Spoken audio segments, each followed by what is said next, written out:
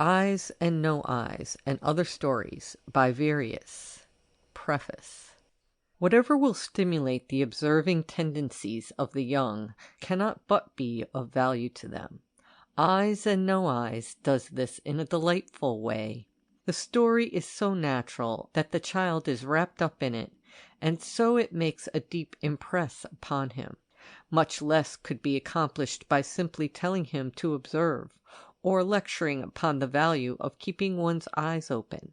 But when the reader sees how much more William gets out of his walk than Robert, and what marvellous things exist everywhere if one is on the lookout for them, he is himself incited to examine with greater care the many more or less ordinary things he has neglected heretofore. William and Robert become very real individuals to the child, and there is no doubt which of them he will choose to emulate.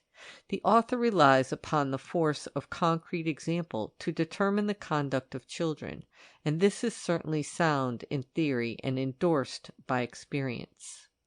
The story is told in a very agreeable style, which is at once attractive and affords a good model for imitation. The dialogue gives an opportunity to present information without its seeming dry or didactic. The three giants cannot be too highly commended.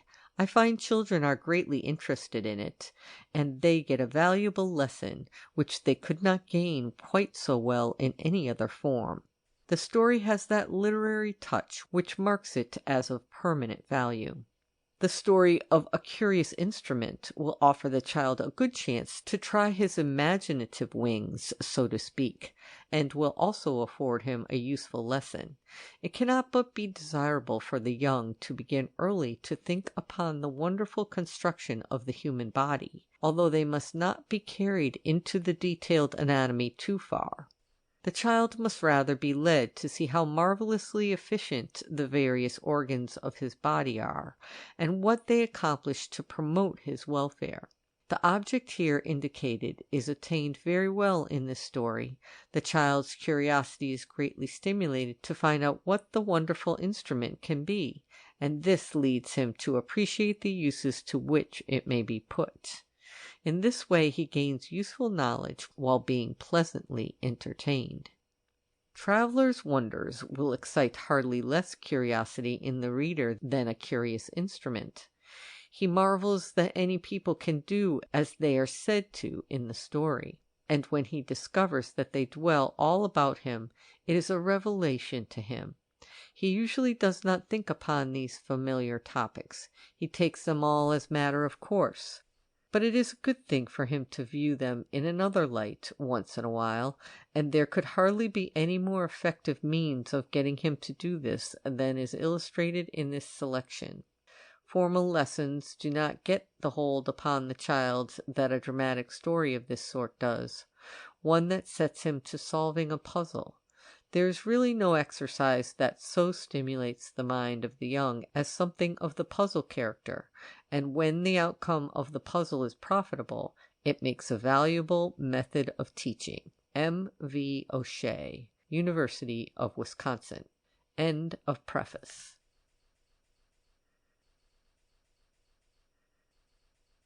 Eyes and No Eyes, or The Art of Seeing, from Aikin and Barbauld's Evenings at Home. "Well, Robert, where have you been walking this afternoon?" said Mr. Andrews to one of his pupils at the close of a holiday. Robert: "I have been, sir, to Broom Heath, and so around by the windmill upon Camp Mount, and home through the meadows by the riverside." Mr. A: "Well, that's a pleasant round." Robert: "I thought it very dull, sir. I scarcely met with a single person. I had rather by half have gone along the turnpike road." Mr. A: "Why, if seeing men and horses is your object, you would indeed be better entertained upon the high road. But did you see William?" Robert: "We set out together, but he lagged behind in the lane, so I walked on and left him." Mr. A: "That was a pity. He would have been company for you." Robert: "Oh, he is so tedious, always stopping to look at this thing and that. I had rather walk alone. I dare say he is not home yet. Mr. A. Here he comes. Well, William, where have you been? William. Oh, sir, the most pleasantest walk. I went all over Broomheath, and so up to the mill at the top of the hill, and then down among the green meadows by the side of the river. Mr. A. Why, that is just the route Robert has been taking, and he complains of its dullness, and prefers the high road. William. I wonder at that. I am sure I hardly took a step that did not delight me, and I brought home my handkerchief full of curiosities. Mr. A. Suppose then you give us some account of what amused you so much. I fancy it will be as new to Robert as to me. William. I will, sir. The lane leading to the heath, you know, is close and sandy, so I did not mind it much, but made the best of my way. However, I spied a curious thing enough in the hedge. It was an old crab tree, out of which grew a great bunch of something green, quite different from the tree itself. Here is a branch of it. Mr. A. Ah, this is mistletoe, a plant of great fame, for the use made of it by the Druids of old in their religious rites and incantations. It bears a very slimy white berry, of which birdlime may be made. It is one of those plants which do not grow in the ground by a root of their own, but fix themselves upon other plants, whence they have been humorously styled parasitical, as being hangers-on or dependents. It was the mistletoe of the oak that the Druids particularly honored. William. A little farther on I saw a green woodpecker fly to a tree and run up the trunk like a cat. Mr. A. That was to seek for insects in the bark on which they live. They bore holes with their strong bills for that purpose, and do much damage to the trees by it. William. What beautiful birds they are. Mr. A. Yes, they have been called, from their color and size, the English parrot. William. When I got up upon the open heath, how charming it was! The air seemed so fresh, and the prospect on every side so free and unbounded. Then it was all covered with gay flowers, many of which I had never observed before. There were at least 3 kinds of heath. I have got them in my handkerchief here, and gorse, and broom, and bellflower, and many others of all colors that I will beg you presently to tell me the names of. Mr. A. That I will readily. William. I saw too several birds that were new to me. There was a pretty grayish one of the size of a lark that was hopping about some great stones, and when he flew he showed a great deal of white above his tail. Mr. A. That was a wheat-ear. They are reckoned very delicious birds to eat, and frequent the open downs in Sussex and some other counties in great numbers. William. There was a flock of lapwings upon a marshy part of the heath that amused me much. As I came near them, some of them kept flying round and round just over my head, and crying "Pee-wit" so distinctly one might fancy they almost spoke. I thought I should have caught one of them, for he flew as if one of his wings was broken, and often tumbled close to the ground, but as I came near he always made a shift to get away. Mr. A. Ho, ho, you were finely taken in then. This was all an artifice of the birds to entice you away from its nest, for they build upon the bare ground, and their nests would easily be observed, did they not draw off the attention of intruders by their loud cries and counterfeit lameness. William. I wish I had known that, for he led me a long chase, often over shoes in water. However, it was the cause of my falling in with an old man and a boy who were cutting and piling up turf for fuel, and I had a good deal of talk with them about the manner of preparing the turf and the price at which it sells. They gave me, too, a creature I never saw before, a young viper which they had just killed, together with its dam. I have seen several common snakes, but this is thicker in proportion and of a darker color than they are. Mr. A. True. Vipers frequent those turfy, boggy grounds, and I have known several turf cutters bitten by them. William. They are very venomous, are they not? Mr. A. Enough so to make their wounds painful and dangerous, though they seldom prove fatal. William. Well, I then took my course up to the windmill on the mount. I climbed up the steps of the mill in order to get a better view of the country round. What an extensive prospect! I counted 15 church steeples, and I saw several gentlemen's houses peeping out from the midst of green woods and plantations. And I could trace the windings of the river all along the low grounds, till it was lost behind a ridge of hills. But I'll tell you what I mean to do, sir, if you will give me leave. Mr. A. What is that? William. I will go again and take with me Cary's country map, by which I shall probably be able to make out most of the places. Mr. A. You shall have it, and I will go with you and take my pocket spying glass. William. I shall be very glad of that. Well, a thought struck me, that as the hill is called Camp Mount, there might probably be some remains of ditches and mounds with which I have read that camps were surrounded, and I really believe I discovered something of that sort running round one side of the mount. Mr. A. Very likely you might. I know antiquaries have described such remains as existing there, which some suppose to be Roman, others Danish. We will examine them further when we go. William. From the hill I went straight down to the meadows below and walked on the side of a brook that runs into the river. It was all bordered with reeds and flags and tall flowering plants, quite different from those I had seen on the heath. As I was getting down the bank to reach one of them, I heard something plunge into the water near me. It was a large water rat, and I saw it swim over to the other side and go into its hole. There were a great many large dragonflies all about the stream. I caught one of the finest, and have him here in a leaf. But how I longed to catch a bird that I saw hovering over the water, and every now and then darting down into it.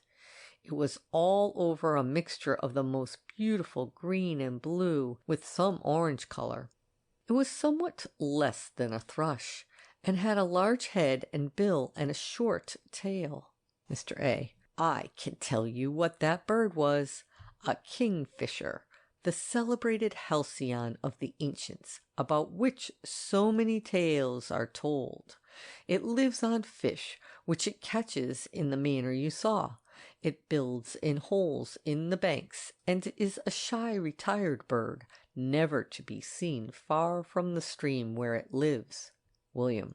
I must try to get another sight at him, for I never saw a bird that pleased me so much. Well, I followed this little brook till it entered the river, and then took the path that runs along the bank. On the opposite side I observed several little birds running along the shore, and making a piping noise. They were brown and white, and about as big as a snipe. Mr. A. I supposed they were sandpipers, one of the numerous families of birds that get their living by wading among the shallows and picking up worms and insects. William. There were a great many swallows, too, sporting upon the surface of the water, that entertained me with their motions. Sometimes they dashed into the stream, sometimes they pursued one another so quick that the eye could scarcely follow them. In one place, where a high, steep sandbank rose directly over the river, I observed many of them go in and out of holes with which the bank was bored full. Mr. A. Those were sand martins, the smallest of our species of swallows. They are of a mouse color above and white beneath. They make their nests and bring up their young in these holes, which run a great depth, and by their situation are secure from all plunderers.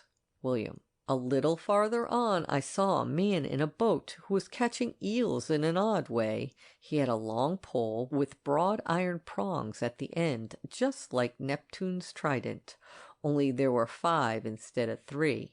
This he pushed straight down among the mud in the deepest parts of the river and fetched up the eels sticking between the prongs. Mr. A. I have seen this method. It is called the spearing of eels. William. While I was looking at him, a heron came flying over my head with his large flapping wings. He lit at the next turn of the river, and I crept softly behind the bank to watch his motions. He had waded into the water as far as his long legs would carry him, and was standing with his neck drawn in, looking intently on the stream.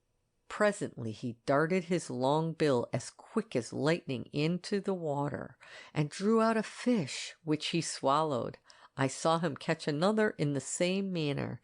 Then he took alarm at some noise I made, and flew away slowly to a wood at some distance, where he alighted. Mr. A. Probably his nest was there, for herons build upon the loftiest trees they can find, and sometimes in society together like rooks. Formerly, when these birds were valued for amusement of hawking, many gentlemen had their heronries, and a few are still remaining. William. I think they are the largest wild birds we have. Mr. A. They are of a great length and spread of wing, but their bodies are comparatively small.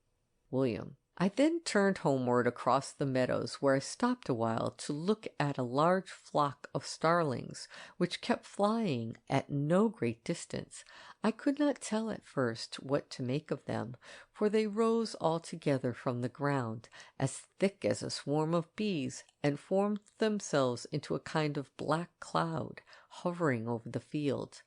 After taking a short round, they settled again, and presently rose once more in the same manner.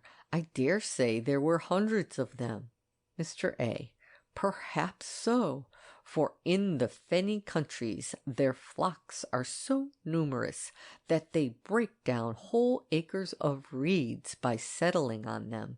This disposition of starlings to fly in close swarms was observed even by Homer, who compares the foe flying from one of his heroes to a cloud of starlings retiring dismayed at the approach of the hawk. William. After I had left the meadows, I crossed the cornfields on the way to our house, and passed close by a deep marl pit.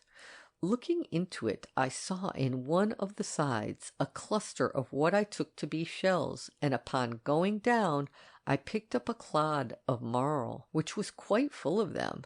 But how seashells could get there, I cannot imagine. Mr. A.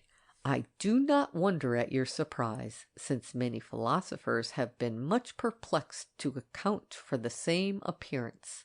It is not uncommon to find great quantities of shells and relics of marine animals even in the bowels of high mountains, very remote from the sea. They are certainly proofs that the earth was once in a very different state from what it is at present. When you study geology, you will know more on this subject. William. I got to the high field next to our house, just as the sun was setting, and I stood looking at it till I was quite lost. What a glorious sight!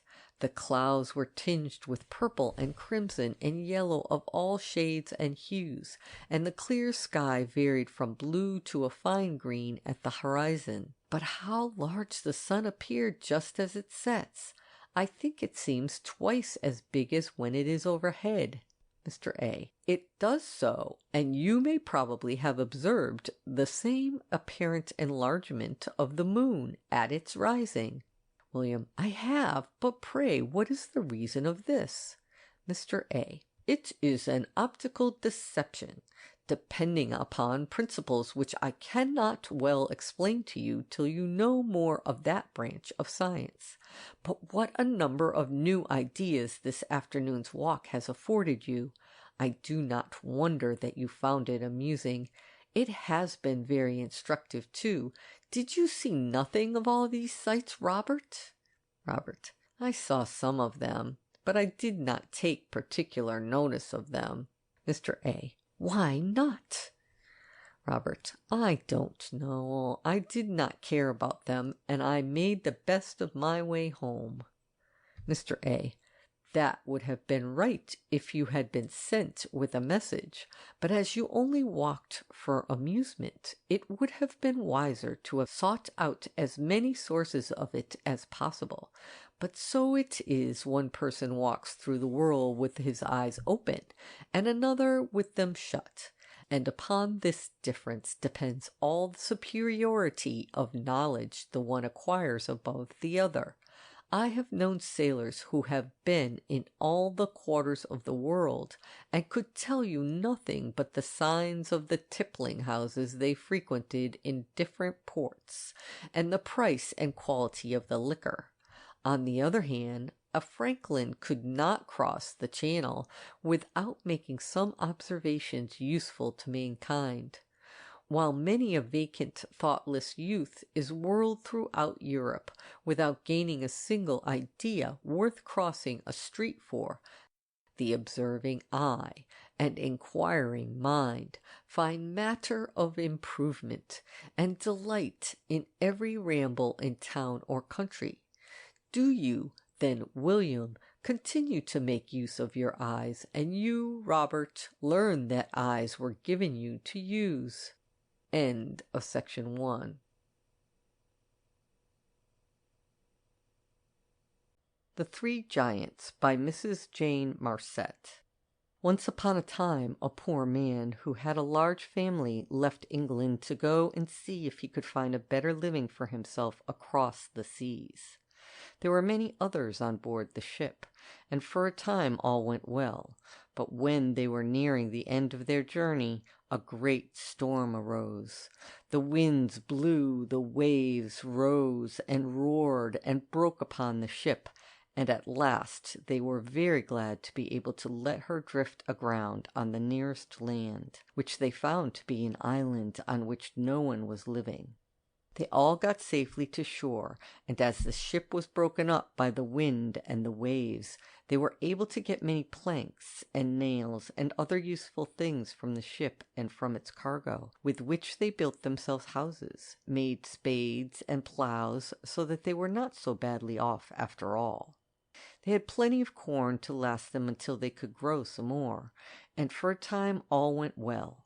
But after they had got a good crop of corn, they had to grind it into flour, and this took a long time. There was no flour mills on the island, and John Jobson, for that was the name of the laboring man, had to spend hours every day grinding the grain into flour for his wife and family to eat. One day, after he had been grinding until his back ached and his arms were very tired, he began to be in despair. If it took him so much time grinding his grain, he would have no time left to look after the little farm which he had laid out. His little boys, although they had great appetites and ate as much bread as their mother could make out of the flour which their father ground between the two millstones, were not strong enough to help him. All the other settlers were just in the same position. They had no machines to do any work for them. Everything had to be done with their hands. There were no people to hire as servants, and if there had been, they could not have paid them any wages, for they were poor and had no money. So Jobson became very downhearted, and not knowing what to do, thought he would take a stroll in the country and think over things. He climbed up some rising ground and walked a long way among the hills, wondering what on earth he should do if he could get no help. He was going up a little valley which turned suddenly, and there, to his great astonishment, he saw a monstrous giant. He was terribly scared and would have run away as hard as he possibly could, but on taking a second look at the giant he saw he was asleep. Jobson looked again, and wondered at the immense size of the giant. He could hardly see to the end of him, and he saw that he was enormously strong. Yet he looked so harmless and good-humoured that Jobson stood gazing on him till his fear was nearly over. He was clad in a robe of dazzling brightness where the sun shone upon it, but the greater part was shaded by the trees, and it reflected all their different colours, which made it look like a green changing silk. As Jobson stood lost in amazement, the giant opened his eyes and turned towards him with a good-humoured smile. As soon as Jobson saw him open his eyes, he started to run again, feeling sure that he could have no chance if so huge a giant were to catch him. But as he ran, the giant spoke. He was still lying down on his back in the grass, and his voice was gentle and kind. "Do not be afraid," he said. "I will do you no harm." "But you are so big," said Jobson, looking timidly at the giant, and making ready to run the moment the giant stirred. But the giant did not stir. He said, "Yes, I am very strong and very big, but I will do you no harm." As he still lay and smiled kindly, Jobson came nearer to him, and at last all fear began to leave him. Then he asked the giant who he was. "My name," said the giant, "is Aquafluens." "And where do you live?" said Jobson. "I live in the island. I have always lived here long before you came." "Then does it belong to you?" said Jobson, fearing that the giant might treat him as a trespasser. "I do not know," said the giant. "What does belong mean?" Jobson thought it was a queer question, but said nothing. Then Jobson began to think whether it might be possible to get this good-natured giant, who seemed so strong, to help him in his work. "Do you ever work?" he said to the giant. "Oh, yes," said he. "I can work if you will set me work to do. I like it. All work is play to me." Then Jobson's heart was glad within him, and he thought to himself, "Here is one who could grind all my corn with his little finger, but dare I ask him?" So he thought for a time, and then he said, "You said you would work for anyone?" "Yes," said Aquafluens gently, "for anyone who will teach me to work." "Then," said Jobson, "would you work for me?" "Yes," said the giant, "if you will teach me." "But what wages must I pay you?" asked Jobson. Then the giant laughed and said, "What weird words you use. You say belong. What does belong mean? I do not know. You say wages. What are wages? I have never heard of them." At this Jobson thought the giant must be mad, and he was a little afraid. Then again he thought to himself, "Perhaps he is not mad, but only weak in his head. Giants, they say, are often not very wise." So he tried to explain. "What shall I give you if you work for me?" "Give me?" said the giant. "What a joke! You need give me nothing. I will work for you for love." Then Jobson could hardly believe his ears, but he thought he would go home at once and tell his wife the good news, that he had got a great strong giant who would work for him for nothing. "Where are you going?" said the giant. "I am going home to tell my wife." "Had you not better let me carry you?" said the giant. Then Jobson was frightened in his heart. "Perhaps if I say yes, the giant will swallow me alive." But he did not tell him so. "How can you carry me?" said he. "I can carry you any way you like," said the giant, "so long as the road goes downhill." "Oh, it is downhill all the way," said Jobson. "Then," said he, "you must get upon my back, and I will carry you there as quick as you like." Jobson was afraid, but when he came to look at the giant's back, he put his hand upon it. It sank right in. Then he saw that the skin was so soft that when you pressed upon it, it gave way under your hand or your foot, and you seemed to sink right into the giant's back. So Jobson was terrified and screamed as he pulled his hand out of the hole that he had made in the giant. But to his surprise, the hole closed up, just as if he had never thrust his hand in. But his hand was wet with the giant's blood. It was such queer blood. It was quite cold, and it had no color. Then the giant said, "That will never do, for you are so small and so heavy for your little size that you would sink into me if you tried to sit on my back." "But what can I do?" said Jobson. The giant took a tree trunk, which was lying close at hand, and put it on his shoulder. "Now," said he, "jump on to this trunk, and I will carry you safely." Jobson was very frightened when he sat on the log, for he thought nothing would be more likely than for the log and himself to sink out of sight in the giant's body. But he soon found out that although the log sank in a little way, it did not sink in far enough for him to touch the giant's body with his feet.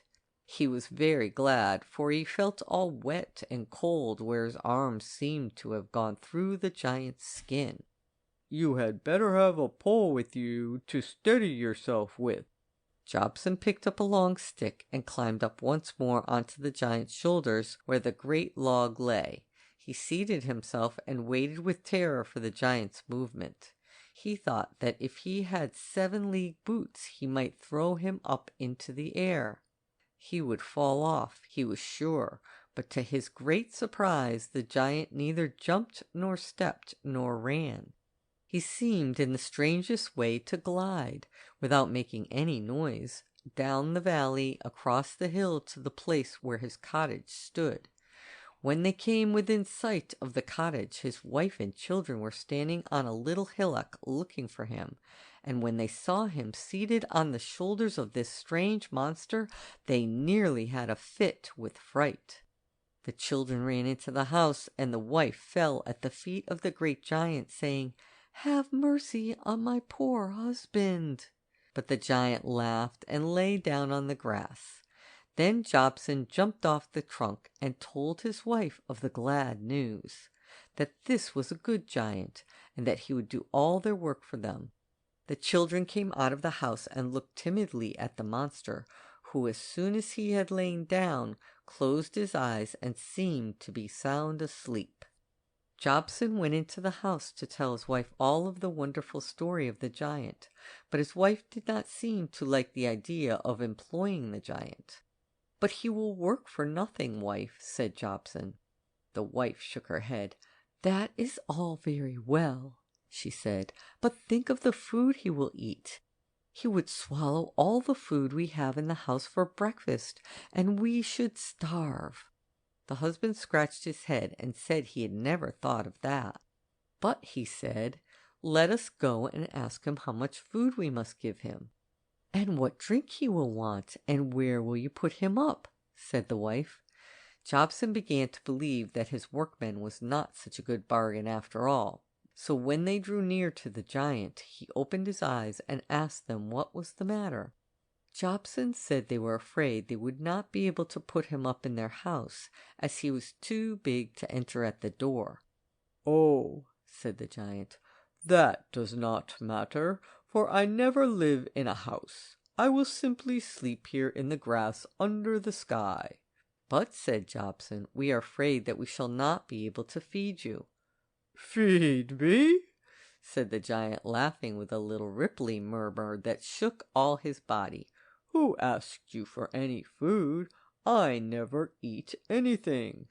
Then Jobson's wife was frightened and said she was afraid that there must be something uncanny about him.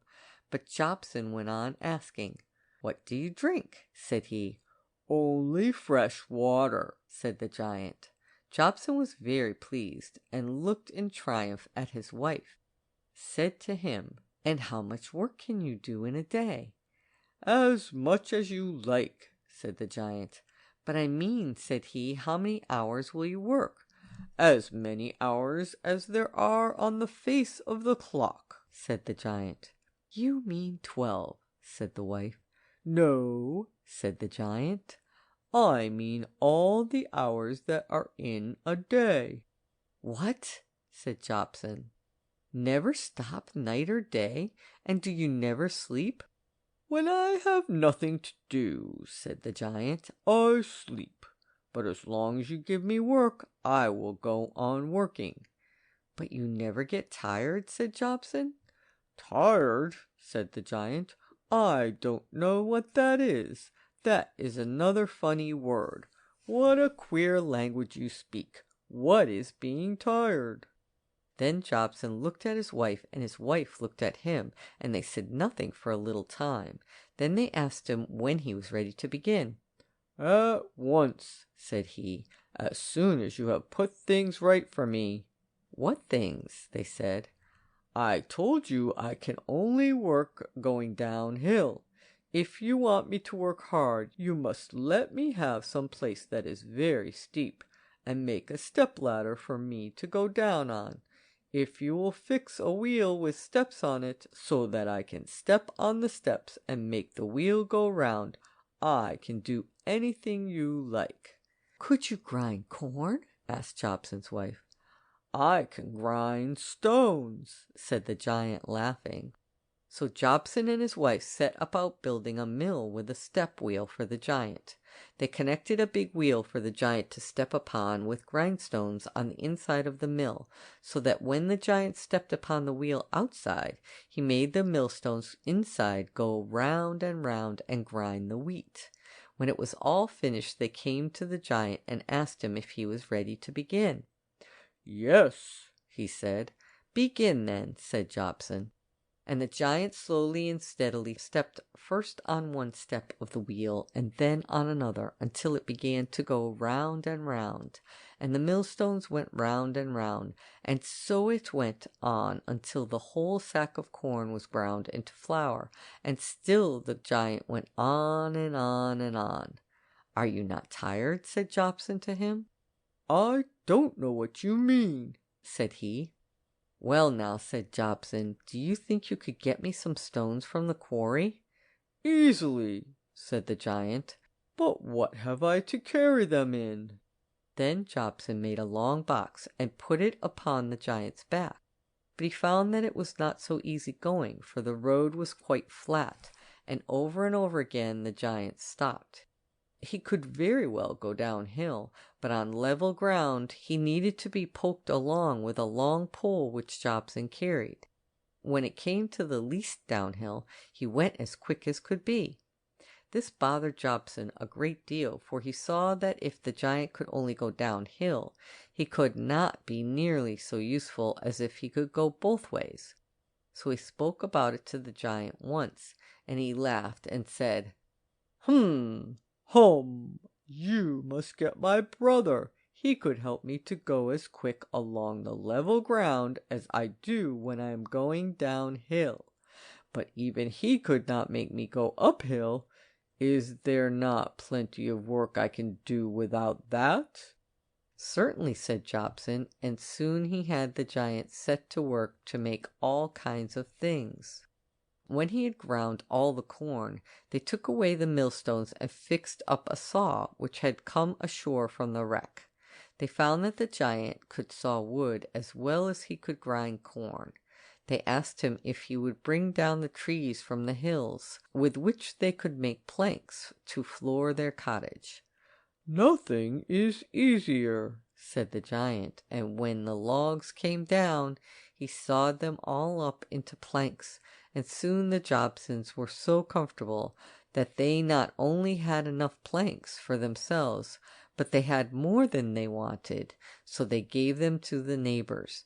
Everyone was very anxious to find out if there were any more giants in the island, because they could see that giant Aquafluens was more useful than 20 men. He never ate, he never slept, he only drank cold water, and day and night he would go on working as regularly as if he were a machine.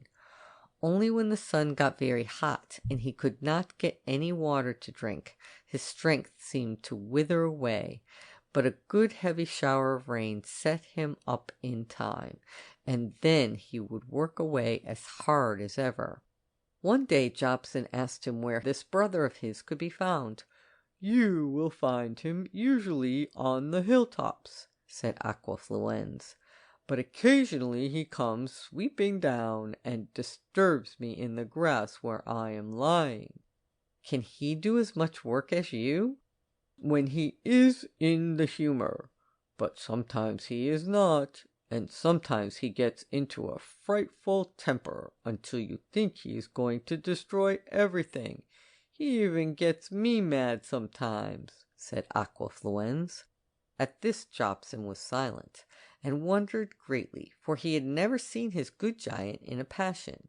He told all this to a neighbor called Jackson, who was very anxious to have a giant of his own, and no sooner did he hear that the stormy-tempered brother of Aquafluenz lived on the hilltops than he went out into the mountains to see if he could find him. At length one day Jackson, climbing a high rock, saw a magnificent figure seated upon the summit. He could scarcely distinguish the shape, for his eyes were dazzled by its brightness. But what struck him most were two enormous wings, as large as the sails of a ship, but thin and transparent as the wings of a gnat. Jackson doubted not but that this was the brother of Aquafluenz. Alarmed at the account he had heard of the uncertainty of his temper, he hesitated whether to approach. The hope of gain, however, tempted him, and as he drew nearer he observed that he also had a smiling countenance. So mustering up courage he ventured to accost him, and inquire whether he was the person they had so long been in search of, and whether he would engage in his service.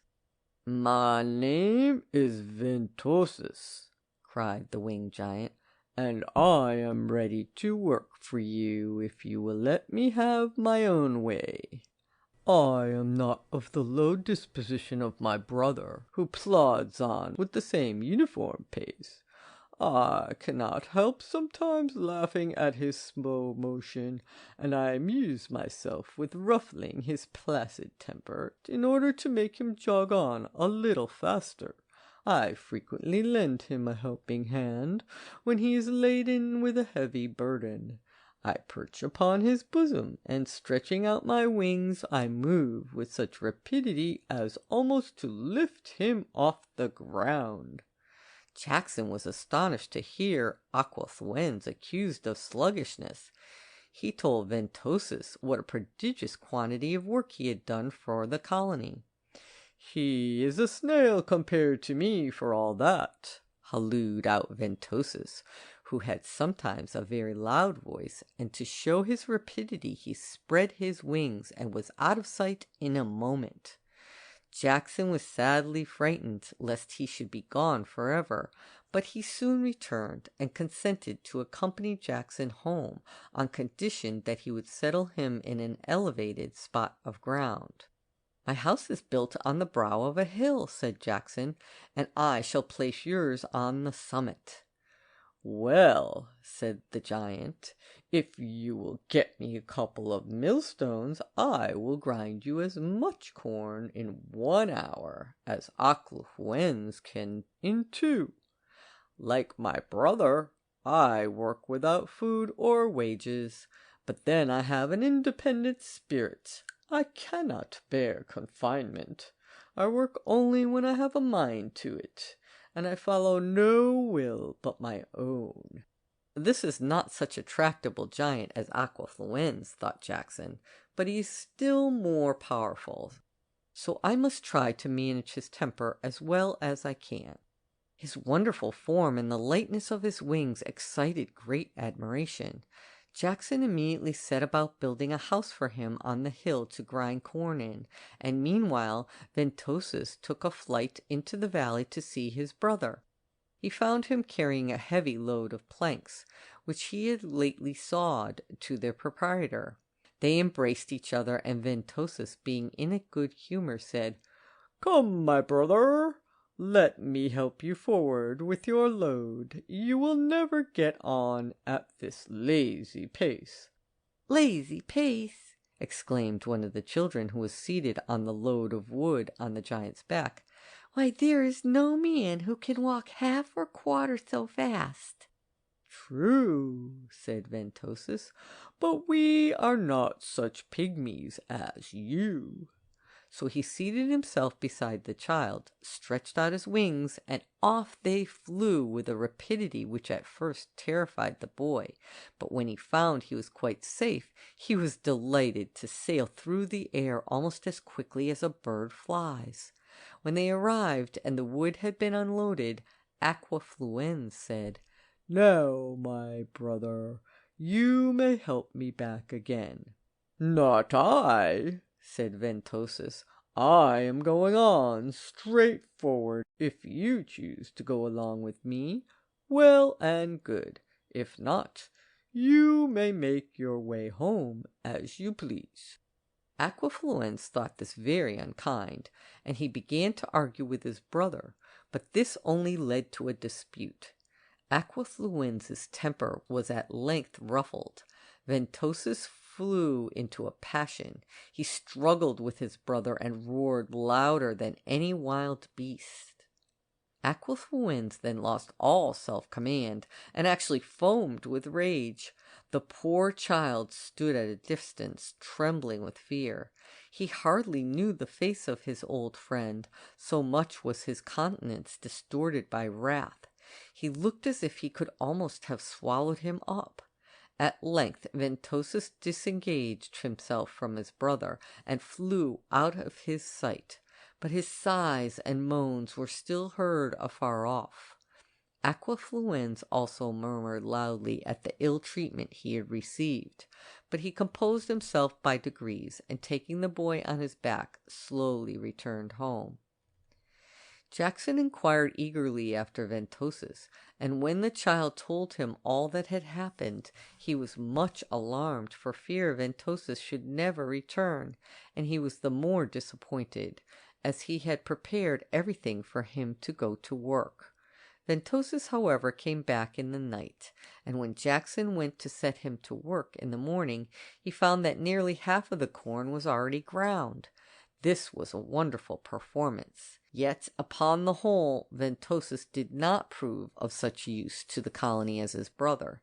He would carry with astonishing quickness, but then he would always carry his own way, so that it was necessary to know what direction he intended to take before you could confide any goods to his charge, and then, when you thought them sure to arrive on account of the rapidity with which they were conveyed, Ventosus would sometimes suddenly change his mind and veer about with the fickleness of a weathercock, so that the goods, instead of reaching their place of destination, were carried to some other place or brought to the spot whence they set out. This inconvenience could not happen with regard to grinding corn, but one of no less importance often did occur.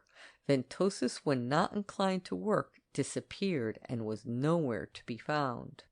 The benefit derived from the labor of these two giants had so much improved the state of the colony that not only were the cottages well floored and had good doors and window shutters, but there was abundance of comfortable furniture, bedsteads, tables, chairs, chests, and cupboards, as many as could be wished, and the men and women, now that they were relieved from the most laborious work, could employ themselves in making a number of things which before they had not time for.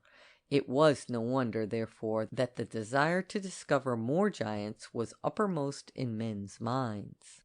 They were always asking Aquafluens about where they could find another giant, for he was ever with them and never flew away, so they could always ask questions, while Ventosus used to fly away and disappear if they bothered him with questions which he did not like to answer.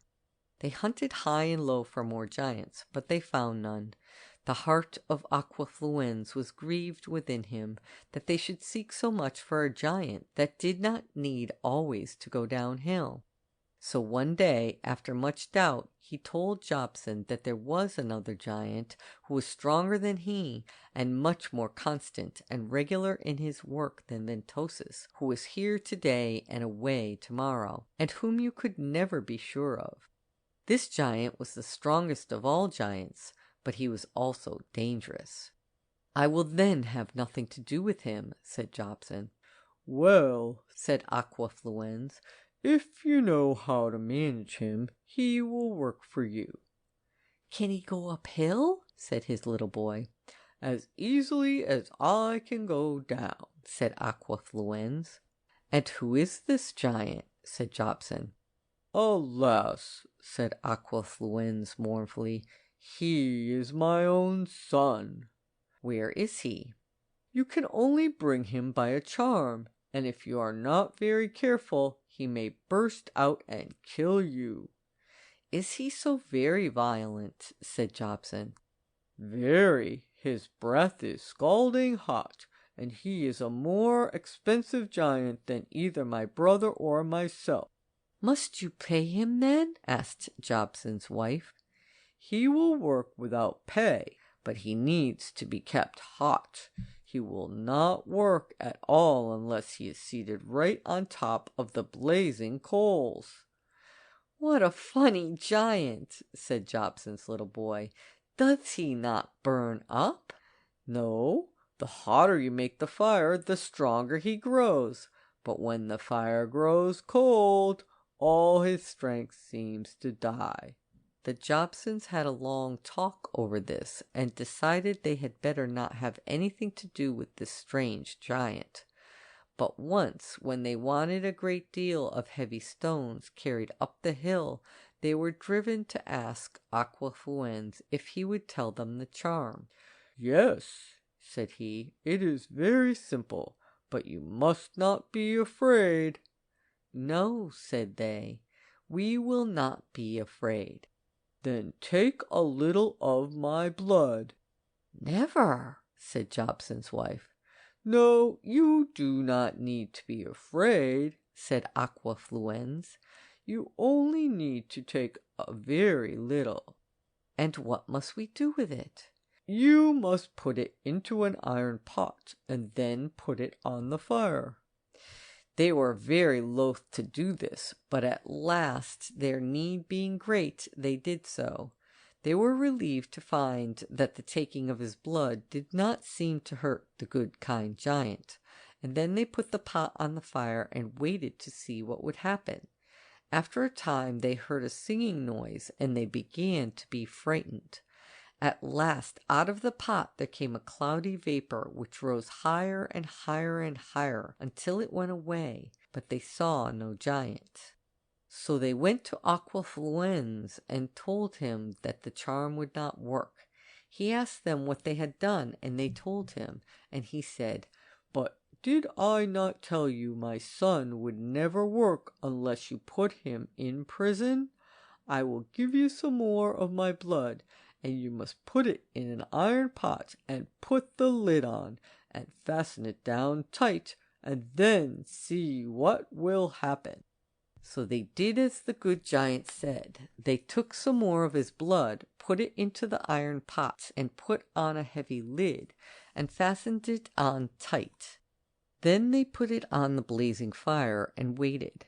This time they were terribly frightened, for after a time the iron pot burst into 1,000 pieces and blew all over the place, hurting Jobson's wife on the head and cutting Jobson's hand. So they ran away frightened and told Aqua Fluens.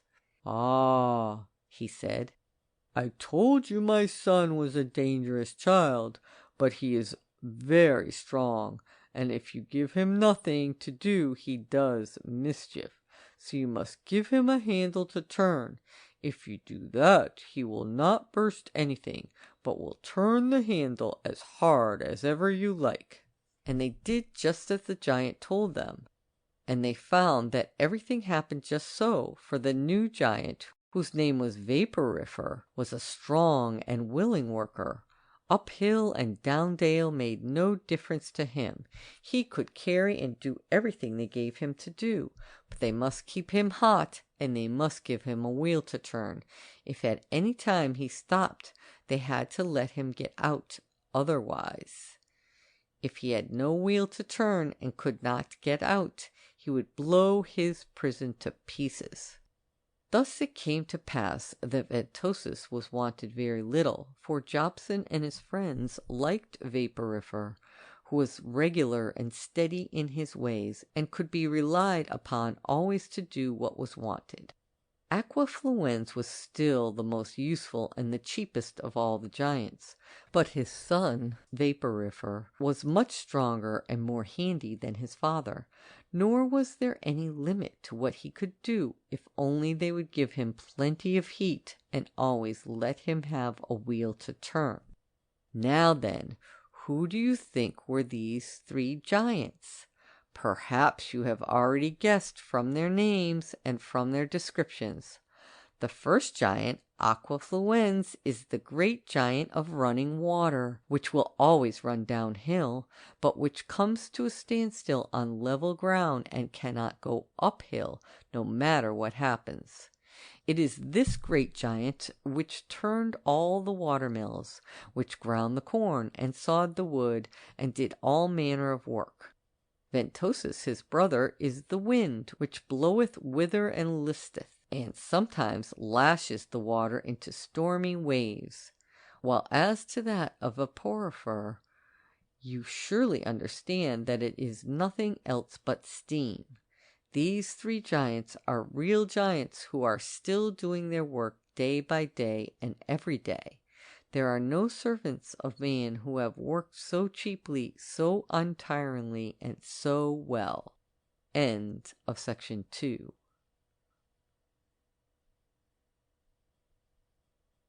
Traveller's Wonders from Aikin and Barbauld's Evenings at Home. One winter's evening, as Captain Compass was sitting by the fireside with his children all around him, little Jack said to him, "Papa, pray tell us some stories about what you have seen in your voyages. I've been vastly entertained while you were abroad with Gulliver's Travels and the adventures of Sinbad the sailor, and I think as you have gone round and round the world, you must have met with things as wonderful as they did." "No, my dear," said the captain, "I never met with Lilliputians or Brobdingnagians, I assure you, nor ever saw the Black Lodestone Mountains or the Valley of Diamonds. But, to be sure, I have seen a great variety of people, and have noticed their different manners and ways of living, and if it will be any entertainment to you, I will tell you some curious things that I have observed." "Pray do, papa," cried Jack and all his brothers and sisters, so they drew close round him, and he began as follows. "Well, then, I was once, about this time of year, in a country where it was very cold, and the inhabitants had much ado to keep themselves from starving. They were clad partly in the skins of beasts, made smooth and soft by a particular art, but chiefly in garments made from the outward covering of a middle-sized quadruped, which they were so cruel as to strip off his back when he was alive. They dwelt in habitations, part of which was sunk underground. The materials were either stones or earth hardened by fire, and so violent on that coast were showers of wind and rain that many of the roofs were covered all over with stones. The walls of their houses had holes to let in light, but to prevent the cold air and wet from coming in. They were covered by a sort of transparent stone made artificially of melted sand or flint.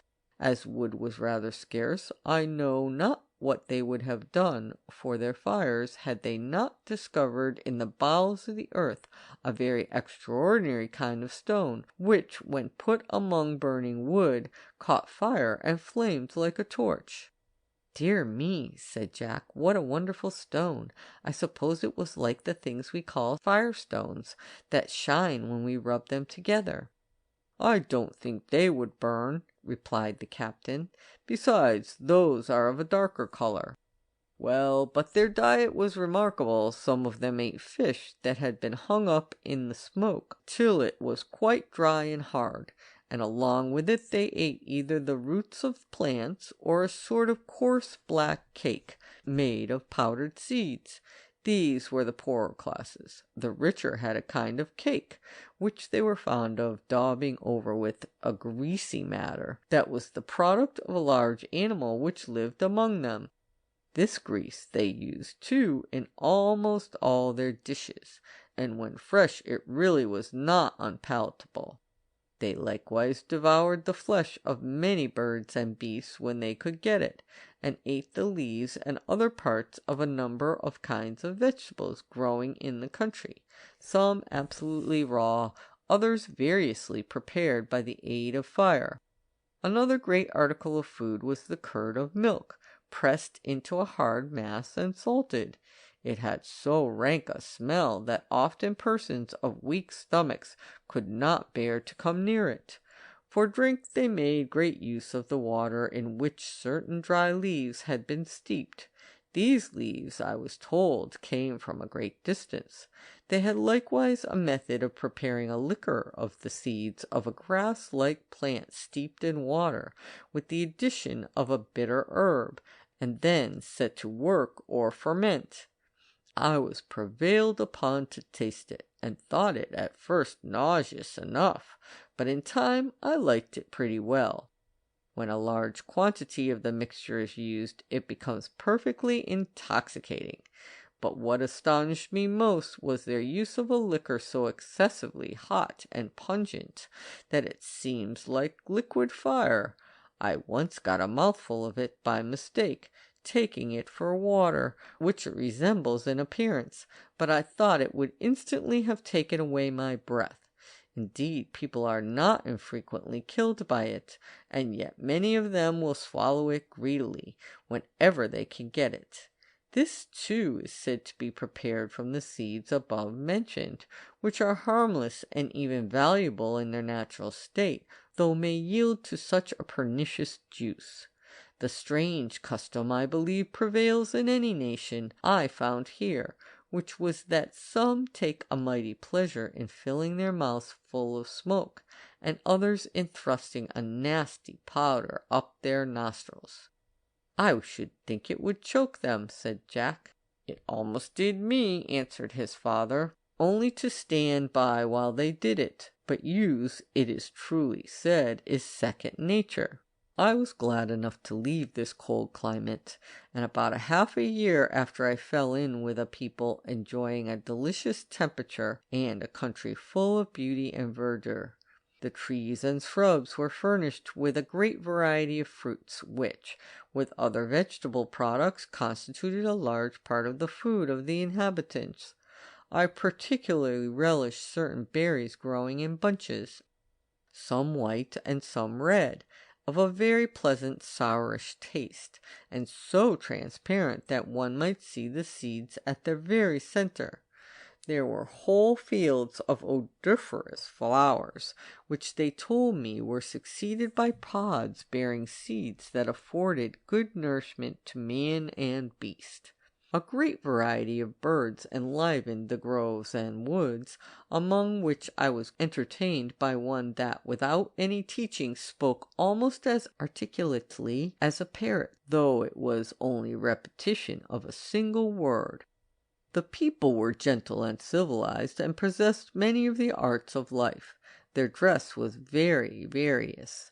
Many were clad in only a thin cloth made of the long fibers of the stalk of a plant cultivated for the purpose, which they prepared by soaking in water and then beating with large mallets.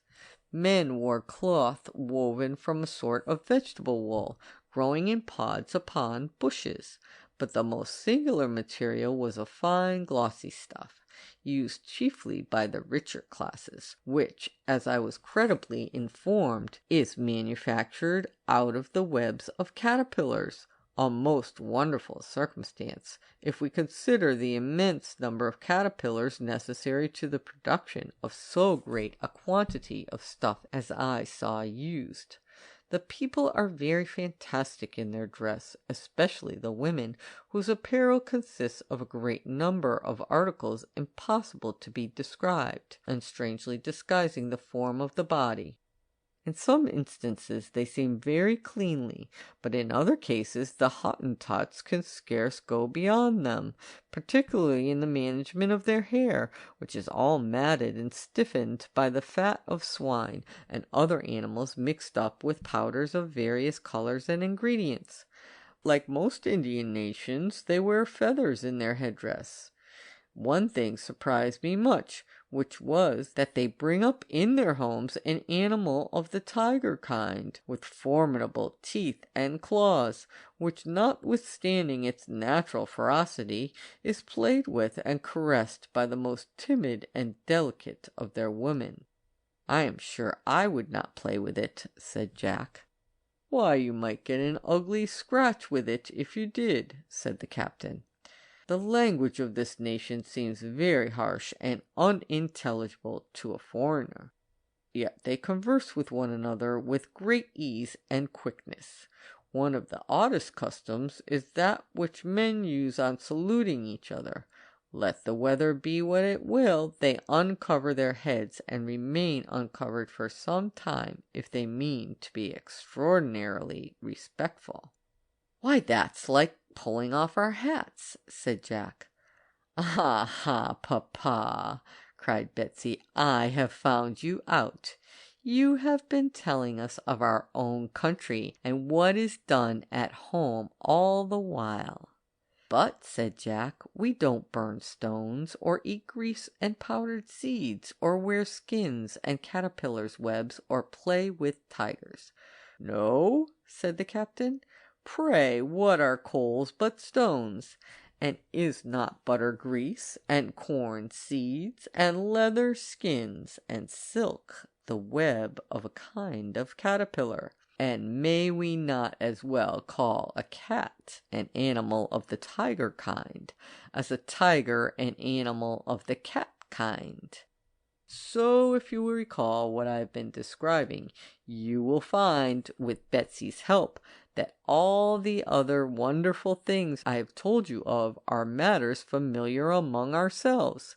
But I mean to show you that a foreigner might easily represent everything as equally strange and wonderful among us as we could do with respect to his country, and also to make you sensible that we daily call a great many things by their names without ever inquiring into their nature and properties, so that in reality it is only their manners and not the things themselves with which we are acquainted. End of section 3.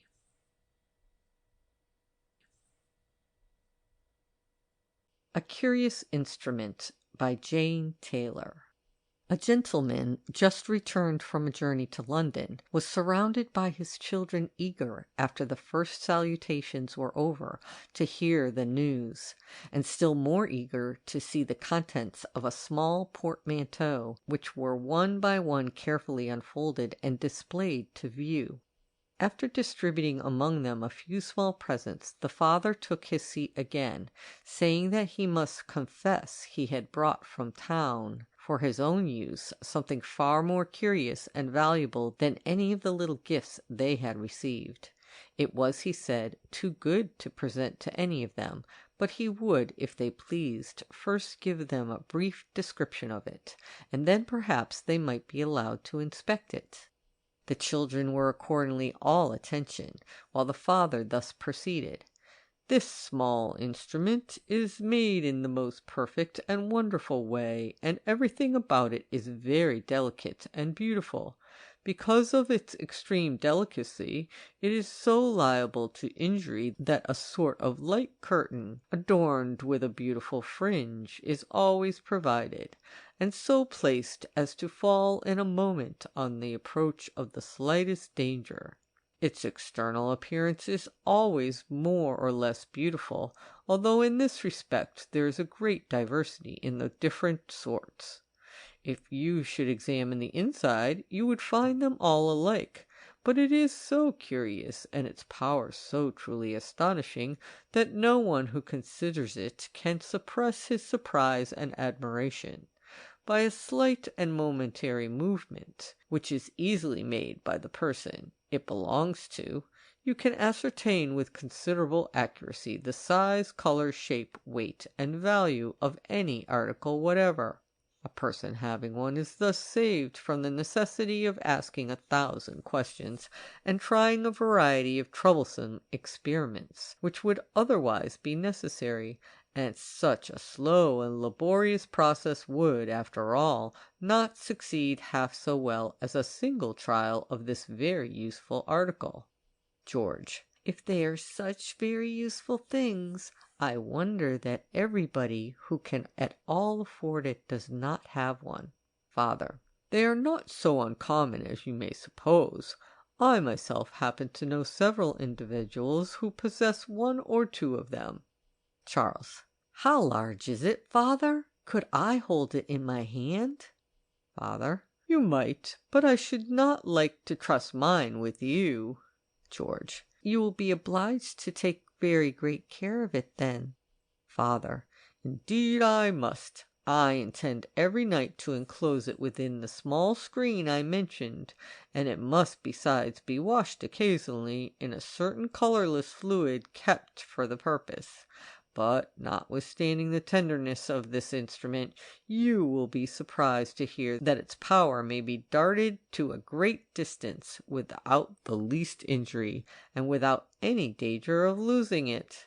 Charles. Indeed, and how high can you dart it? Father.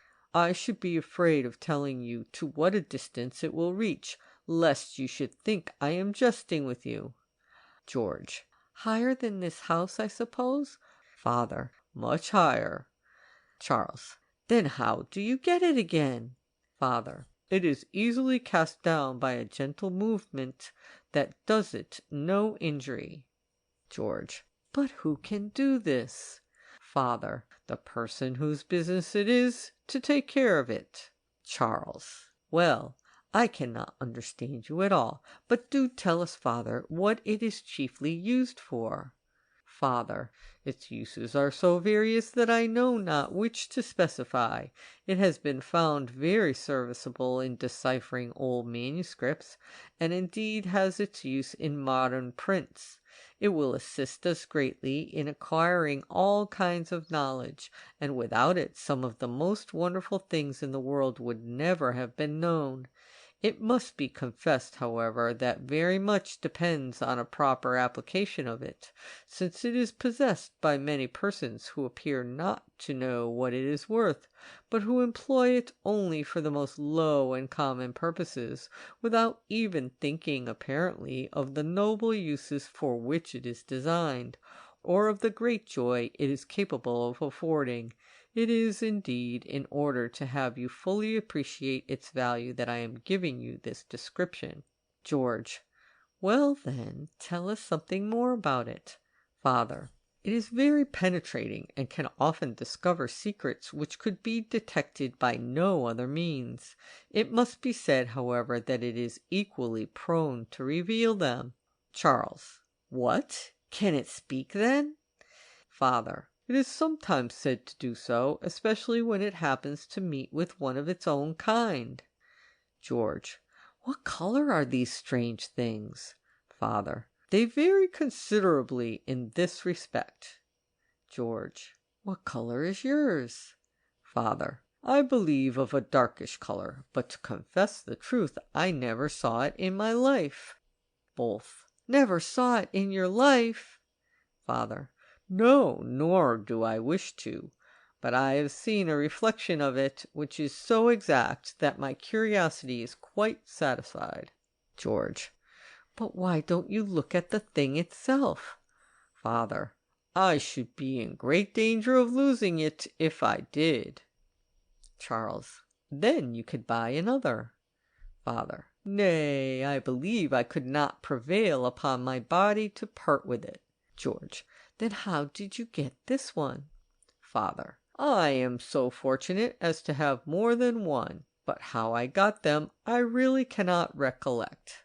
Charles. Not recollect? Why, you said you brought them from London tonight. Father. So I did. I should be sorry if I had left them behind me. Charles. Tell, father, Do tell us the name of this curious instrument. Father: It is called an eye. End of section 4.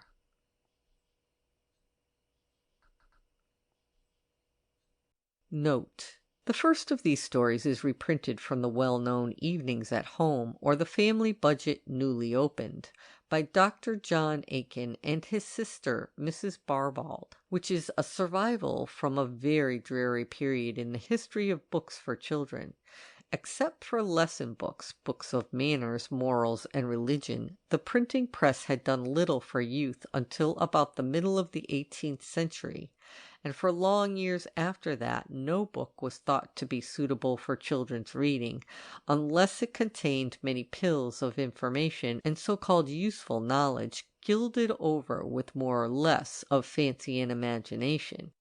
These books were generally of the driest and most uninteresting character, but Dr. Aikin and his sister, Mrs. Barbauld, were among the 2 or 3 writers who succeeded in making their stories more vivid and real, and their men, women, and children seem more like actual living people than did most of their contemporaries. There is a human interest in some of their stories which has charmed each successive generation of men and women that has come upon the scene since they were written, and unless the child mind changes very much, will continue to do so for many generations to come. There are many walks in our vast country quite as full of interest in sights and sounds as that over Broom Heath, among the green meads by the side of the river, and there are many boys who go through them in just the same way as William and Robert took their walk. Let our Roberts take a lesson from our Williams, and our Williams go on cultivating the habit of observing and remembering what they see. Professor Archibald Geek, in his work on the teaching of geography, page 54, makes the following interesting remarks as to the pedagogical value of the story of Eyes and No Eyes. Quote, "It is worth 1,000 educational treatises. Never shall I forget the impression it made on me when, as a young boy, I first came upon it. Every step of William's walk was to me a subject of engrossing interest.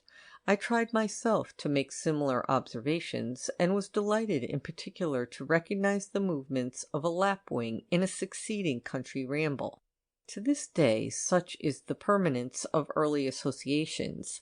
The swoop and scream of that bird overhead brings back to me these first impressions of boyhood, and reminds me of my lifelong debt to the Evenings at Home. The story ought not only to be known to the teacher, he should make it thoroughly familiar to his pupils as soon as they are of an age to understand and enjoy it." The contrast between the 2 boys in this story is one which may be found in every schoolroom. Unless a teacher actually tries the experiment, he can scarcely imagine the extraordinary differences in power of observation. Not so much between clever and dull pupils, for that might be looked for, as among those who are bright and forward in the general work of the school. Of 2 clever boys, the one who has the quicker perception of things around him is more likely to succeed in life, but the chances of the other may be vastly improved by early training, and it is this training, so little provided by the ordinary schoolwork, that the teacher should do in all his power to secure." End quote. Charles Kingsley says, quote, "When we were good, a long time ago, we used to have a jolly old book called Evenings at Home, in which was a great story called Eyes and No Eyes, and that story was of more use to me than any dozen other stories I ever read." End quote. And what Oliver Wendell Holmes thought of the story is printed at the beginning of the book. To turn to the other stories in the book, The 3 Giants is from Tales of Political Economy by Mrs. Marcet, 1769 through 1858, and has long been a favorite with children. Slight changes have been made in order to simplify it and to confine the attention solely to the leading idea. Traveler's Wonders is also from Evenings at Home, and in reading it one might almost imagine Captain Compass was thinking of a visit to the United States when he unfolded his budget of wonders to his listening family. A Curious Instrument is by Jane Taylor, 1783 through 1824, who wrote many books for children in conjunction with her sister Anne. The sisters are best known perhaps by their original poems and hymns for infant minds. End of section 5. End of Eyes and No Eyes and Other Stories by Various.